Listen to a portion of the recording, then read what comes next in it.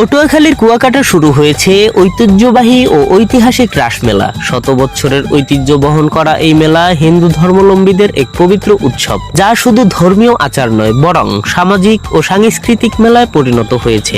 প্রতি বছর কার্তিক মাসে পূর্ণিমার তিথিতে এই মেলা অনুষ্ঠিত হয়। রাস পূর্ণিমার আগের রাতে ভক্ত ও দর্শনার্থীরা সমুদ্র সৈকতে সমবেত হয়ে পবিত্র স্নান করেন।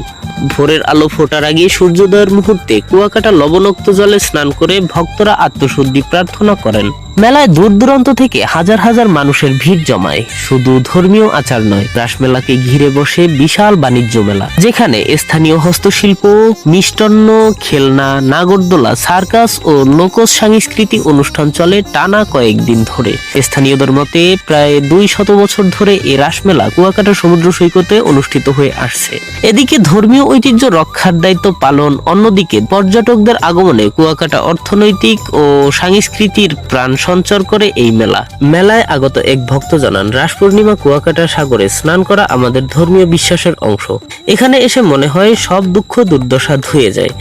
স্থানীয় প্রশাসনের পক্ষ থেকে মেলাকে ঘিরে ব্যাপক নিরাপত্তা ব্যবস্থা গ্রহণ করা হয়েছে। পুলিশের পাশাপাশি স্বেচ্ছাসেবক সংগঠন, ফায়ার সার্ভিস ও স্বাস্থ্য বিভাগের পক্ষ থেকেও সেবা কার্যক্রম চালানো হচ্ছে। রাসমেলা উপলক্ষে আলোয় আলোকিত হয়েছে কুয়াকাটা পুরো এলাকা। টাকা থাকা সত্ত্বেও হোটেল মোটেলগুলোও বুকিং মিলছে না সহজে।